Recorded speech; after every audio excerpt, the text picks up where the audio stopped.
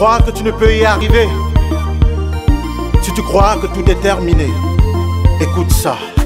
Lorsque j'étais âgé de 4 ans, mon père et ma mère ont eu des soucis et des personnes qui avaient décidé de vivre leur vie pour toujours ont décidé de se séparer pour toujours. Mon père, pendant qu'il me mettait dans une école, ma mère me mettait dans une autre. Voilà comment mes parents se me volaient. Ils venaient me prendre pour me mettre dans une école, elle venait me prendre pour me mettre dans une autre. Afin de définitivement m'éloigner de ma mère, mon père m'envoie au village. J'étais âgé de 4 ans. J'arrive au village et dans le noir, vous imaginez très bien ce que je peux ressentir. J'ai été marqué par quelque chose. Il y avait une chose qu'on faisait chaque soir autour du feu quand on revenait des champs. On s'asseyait, j'entendais une voix qui disait « Tony, Tony » et le reste de la pièce répondait « Tony, Tony, Tony, Tony », ce qui signifie « Histoire raconte, histoire raconte ». C'était les moments les plus agréables de la journée. À chaque fois on se retrouvait le soir et que j'écoutais cela, ça me transformait. Puis j'ai grandi et j'ai continué à rendre visite à ma grand-mère au village pendant les vacances. Et le même rituel était perpétué. Chaque soir, on disait « Tony, Tony », on répondait « Tony, Tony, Tony, Tony ».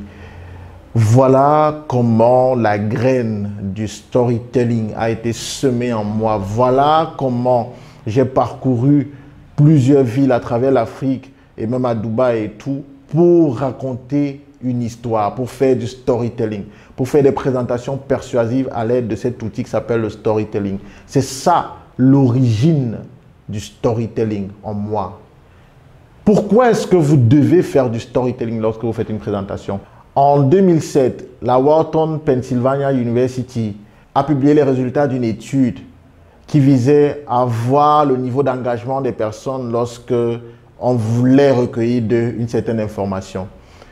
Il s'agissait de collecter de l'argent pour la petite Rokia et toutes les personnes qui lui ressemblaient. La petite Rokia est basée au Mali à cette époque. Elle est âgée de 7 ans.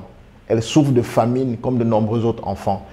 Et cette université décide de lancer une collecte d'argent, met à la disposition du public une brochure avec les chiffres, le nombre de personnes qui meurent par jour en Afrique à cause de la famine, le nombre de personnes qui ne vont pas à l'école, etc. Bref, des statistiques fortes et choquantes.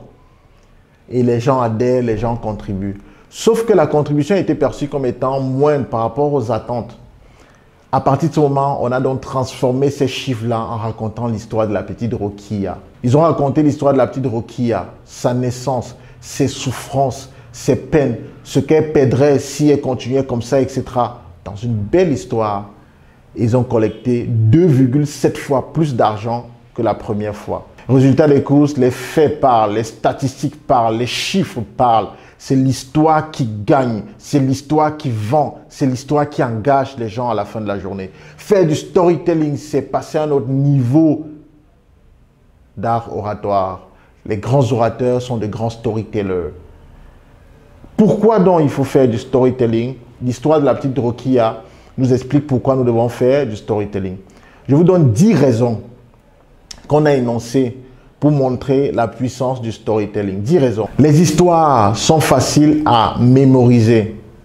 Deuxième chose, elles créent un lien puissant entre la personne qui raconte l'histoire et la personne qui écoute. Quand je vous ai parlé de mon enfance, qu'est-ce que vous avez fait? Vous avez ressenti quelque chose de profond. Vous avez voyagé avec moi au village pour vous mettre autour du feu et écouter comment est-ce qu'on disait Tony, Tony, Tony. Les histoires créent un lien, c'est l'effet miroir, créent un lien entre celui qui raconte l'histoire, le présentateur, l'orateur, l'oratrice et l'audience et l'auditoire. Le storytelling permet de captiver l'attention et de focaliser la mémoire sur ce qui est dit. Pourquoi? Parce que lorsque le cerveau choisit une attention sélective, choisit un point précis, il se détourne de tout ce qui est autour de lui. C'est pour cela que lorsque quelqu'un regarde la télévision et est concentré sur ce qui est en train de passer, vous l'appelez, il n'écoute pas. Il vous répond peut-être 30-40 secondes plus tard parce qu'il y a un différé. Il est focalisé sur ce qu'il est en train de regarder. La quatrième chose, c'est que le storytelling fait appel massif aux émotions. Et ce sont les émotions qui donnent un sens aux choses. Souvenez-vous de l'histoire de la petite Rokia. Lorsqu'on a montré les statistiques, c'était choquant, mais ça ne produisait pas d'émotion. Mais lorsque ces statistiques-là ont été mises dans une belle histoire, l'histoire de la petite Rokia, avec les risques qu'elle encourait et toutes les autres filles du village, Les gens ont donné un sens aux chiffres parce qu'il y avait une connexion émotionnelle. Le storytelling clarifie nos perceptions parce que nous ne voyons pas le monde tel qu'il est, nous voyons le monde tel que nous pensons qu'il est. Le storytelling vient mettre de la lumière sur nos pensées, sur notre façon de voir, sur notre perception. Le storytelling est subtil, facilite le conditionnement du cerveau. Lorsque vous voulez persuader les gens, il est plus subtil d'y aller avec du storytelling. Le cerveau, comme il mémorise les histoires, se sert de cela pour emmagasiner les techniques d'échapper à d'éventuelles situations qui se répéteraient la prochaine fois. Donc, quand une histoire est racontée, le cerveau mémorise et la prochaine fois que vous faites face à une situation similaire, le cerveau vous renvoie l'histoire qui avait été racontée et vous donne les pistes de sortie, les voies d'échapper à cette situation complexe.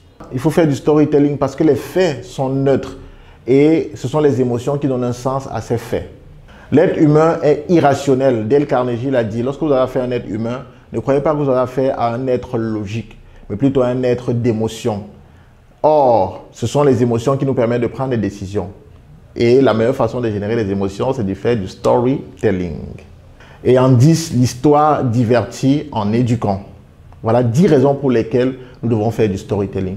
Maintenant, comment faire du storytelling? Qu'est-ce que la profondeur du storytelling? Quelles sont les 7 histoires fondamentales que vous devez pouvoir raconter? 7 histoires fondamentales que vous devez absolument savoir raconter parce qu'elles sont indispensables dans le cadre de votre progression. Que ce soit en entreprise, en association ou dans la vie communautaire simplement, vous devez maîtriser ces 7 histoires indispensables-là.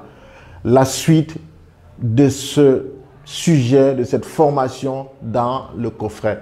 N'hésitez pas, vous pouvez le prendre, comme je l'ai dit, au lieu de prendre à 499 €, vous le prenez seulement moitié prix, 249 € pour vous, essentiellement pour vous. 249 € au lieu de 499 € le coffret.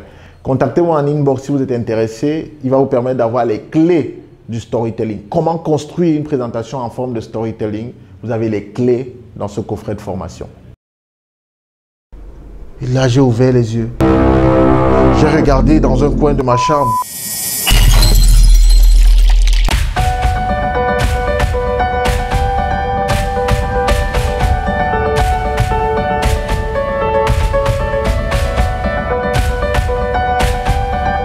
C'est pour ça, une fois de plus, que nous insistons en disant que ce produit n'est pas pour des personnes qui vont l'utiliser à des fins négatives.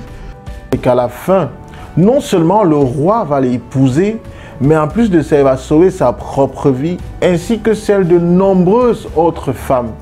Parlez au cœur des gens et obtenez d'eux ce que vous voulez. Racontez-leur une histoire et orientez leurs actions dans la direction que vous voulez. Faites du storytelling et connectez les rêves des gens à ce que vous vendez. C'est que le storytelling peut également déplacer des montagnes. Accrochez-vous au storytelling, maîtrisez cet outil de bout en bout.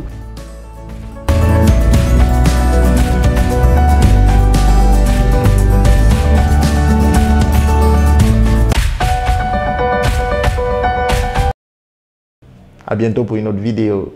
Revenu pour toi de te réveiller. Mon frère, prends un peu le temps de t'observer. Ensuite, tu découvriras ton potentiel. Alors, tu réaliseras ton essentiel. Et tu verras que tu es né pour être une source d'inspiration. Tu verras que tu es né pour être une source d'inspiration. Tu es né pour être une source d'inspiration. Tu es né pour être une source d'inspiration. Tu es né pour être une source d'inspiration. Tu es né